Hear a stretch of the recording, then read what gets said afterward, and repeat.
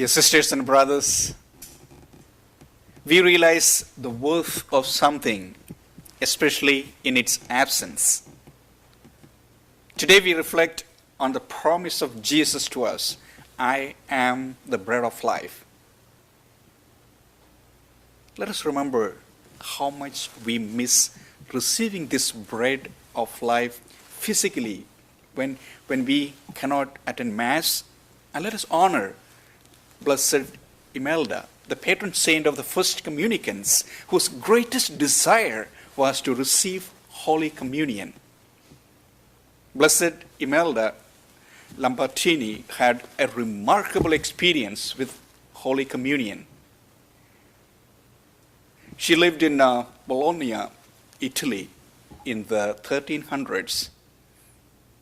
She wanted to be a nun from the time that she was a little girl, and joined the Dominican convent at the age of 9 to prepare herself for the day when she would take the habit.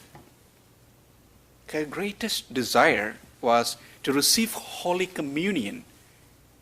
But in those days, children had to be at least 12 years old to do so.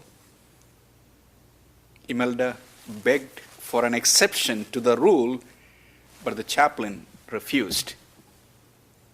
Imelda kept praying for special permission.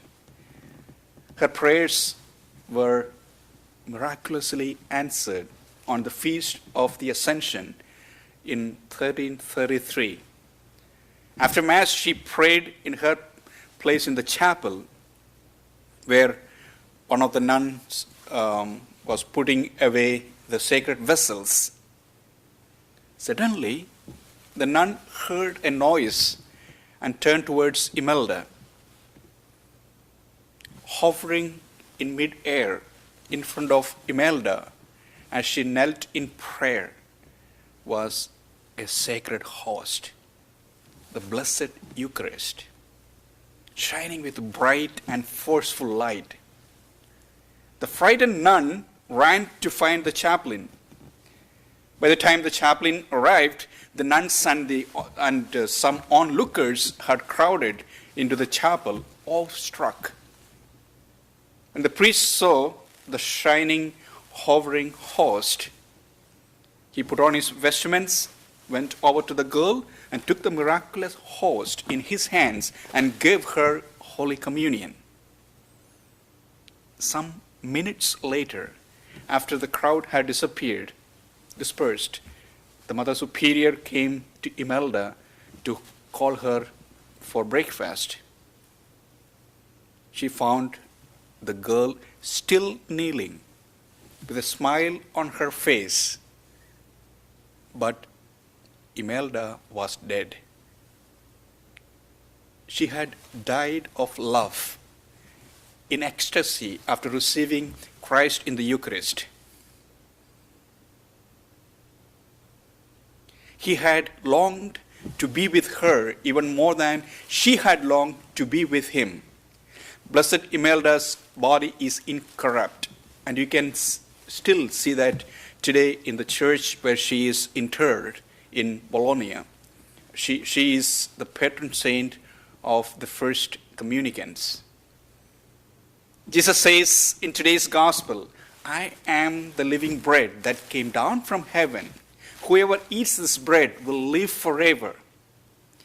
Jesus loves us so much that he wants to remain with us always. He does so by continuing to live in us through the Eucharist.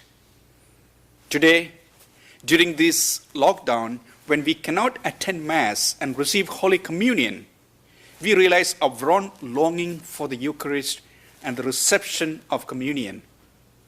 Recently, I was reminded how privileged I am as a priest to celebrate Mass and receive communion every day, while my lay friends, lay people, are confined to their homes. I was reminded when I received a request from a friend asking me to remember her in my prayers when I receive the communion. It really struck me.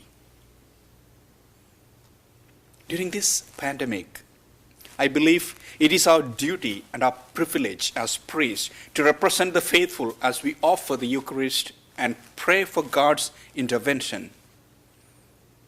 Let us be united with each other and with Jesus in spiritual communion at this time. We can unite ourselves spiritually to Jesus, who offers himself upon the altar, even if we are not able to make a sacramental communion by receiving the consecrated host physically.